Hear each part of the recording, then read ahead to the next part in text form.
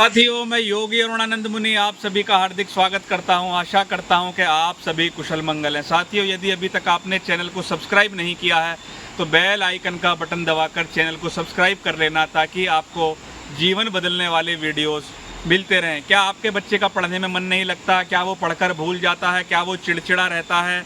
क्या आप अपने बच्चे की मेमोरी को बहुत अच्छा बनाना चाहते हैं या खुद की ही मेमोरी को अच्छा करना चाहते हैं? तो साथियों, ये वीडियो आपके लिए है। मैं ज़्यादा बड़ी विस्तार से चर्चा नहीं करूंगा साथियों, लेकिन जो मेमोरी है वो हमारे ब्रेन के स्वास्थ्य से जुड़ी हुई है और ब्रेन की ट्रेनिंग से जुड़ी हुई है। केवल अगर आप सोचते हैं कोई औषधि खाने से आपका ब्रेन डेवलप हो जाएगा, तो ये बात नहीं है। ब्रेन का जो स्ट्रक्चर है वो इस प्रकार का है, वो ट्रेनिंग से सुधरता है।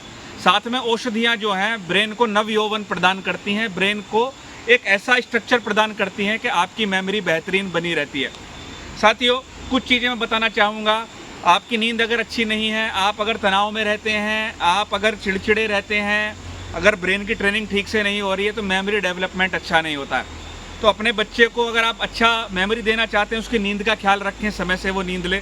व्यायाम का ख्याल रखें ताकि समय पर वो व्यायाम कर सके, खेल सके, कूद सके।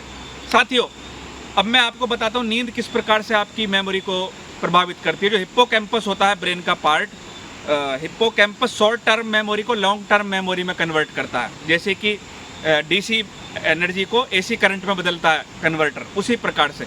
तो नींद अच्छी लेना इसलिए ज़रूरी है।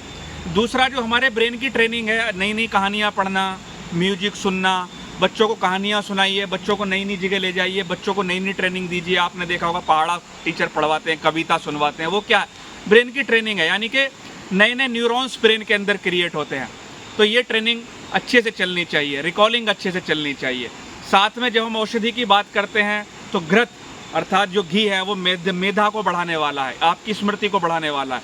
इसलिए ब्राह्मी घृत, ब्राह्मी में भी ब्राह्मी घृत सबसे बेस्ट है। अगर आप दें, कुछ लोग शंखपुष्पी देते हैं, पेपर आने वाले हो तो शंखपुष्पी पिलाने शुरू करते हैं, उससे कोई विशेष रिजल्ट नहीं आने वाला, क्योंकि एक महीने में शंखपुष्पी कुछ ज़्यादा रिजल्ट नहीं लाती।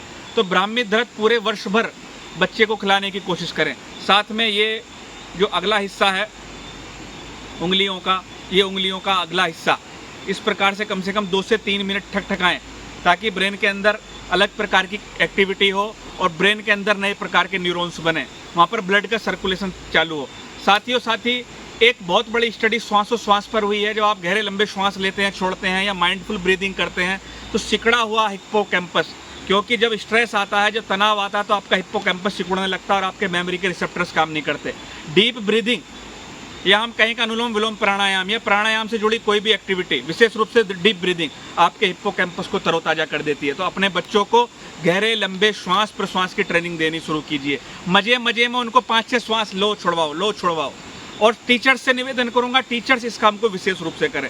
तो साथियों, गहरी नींद, व्यायाम, ब्राह्मी घृत का सेवन, आपको कमेंट बॉक्स में मुझसे पूछ सकते हैं अपने बच्चे की एज के अनुसार, और डीप ब्रीदिंग आपके लिए बेस्ट टॉनिक है। साथियों, ये प्रयोग कीजिए और ये वाला प्रयोग कीजिए। साथियों, वीडियो पसंद आए तो लाइक करना, शेयर करना, चैनल को सब्सक्राइब करना, ताकि ऐसे वीडियोज़ आपको प्राप्त होते रहें। मैं आपके मंगल की कामना करता हूँ। प्रणाम।